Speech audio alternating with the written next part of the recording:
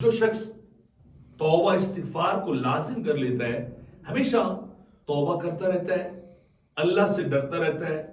اور اپنے گناہوں کی معافی مانگتا رہتا ہے، باقی آخرت میں جا کے اس کو جو چیزیں حاصل ہونی ہیں، وہ فوائد حاصل ہونے ہیں، اس کی وجہ سے گناہوں کی معافی ملنی، وہ اپنی جگہ پہ۔ لیکن میرے آقا علیہ الصلوۃ والسلام فرماتے ہیں کہ دنیا میں بھی اس کو بہت ساری چیزیں اور فوائد توبہ اور استغفار کی وجہ سے لازم ہو جاتے ہیں۔ عبداللہ بن عباس راوی ہیں، میرے آقا فرماتے ہیں من لازم الاستغفار جعل اللہ له من ضیق مخرجا، کہ جو شخص توبہ اور استغفار کو لازم کر لیتا ہے، اللہ اسے ہر غم سے نجات دیتا ہے۔ اللہ اس کے لیے کیا کرتا ہے؟ من کل ہم فرجا اور من ضیق مخرجا، اللہ اسے ہر طرح کے غم سے نجات دیتا ہے، ہر طرح کی مشکل سے نکال دیتا ہے۔ اور پھر اگلی بات وَرَزَقَكُم مِّنْ حَيْثُ لَا يَحْتَسِبُ، کہ اللہ اس توبہ اور استغفار کرنے والے بندے کے لیے رزق کے ایسے ایسے سورسز پیدا کر دیتا ہے، ایسے ذرائع پیدا کر دیتا ہے لا یحتسب، جو اس کے وہم و گمان میں بھی نہیں ہوتے، اس کے دل و دماغ میں وہ خیال تک نہیں گزرا ہوتا، اور اللہ اسے ایسے ایسے راستوں اور ذریعوں سے رزق دیتا ہے کہ وہ سوچ بھی نہیں سکتا کہ رزق کہاں سے آ رہا ہے۔ یہ اتنی زیادہ اللہ کی کرم نوازیاں کہاں سے ہو رہی؟ تو یہ اس وجہ سے ہو رہی کہ لازم الاستغفار، یہ وہ بندہ ہے جو اللہ سے اپنے گناہوں کی معافی مانگتا رہتا ہے،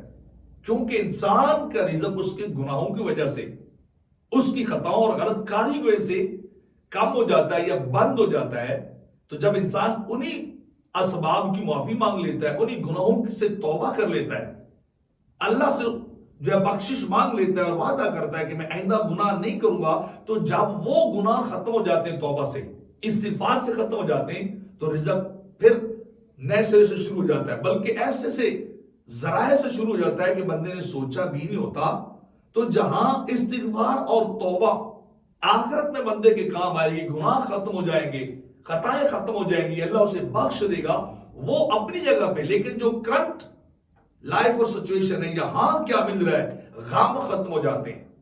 مشکلات ختم ہو جاتی ہیں، تنگیاں ختم ہو جاتی ہیں، ہر طرح کی مشکلات سے بندے کو نجات مل جاتی، اور رزق جو بندہ جس چیز کا سب سے زیادہ ضرورت مند ہے دنیا میں، معاش کی سب سے زیادہ ہر انسان کو فکر ہے،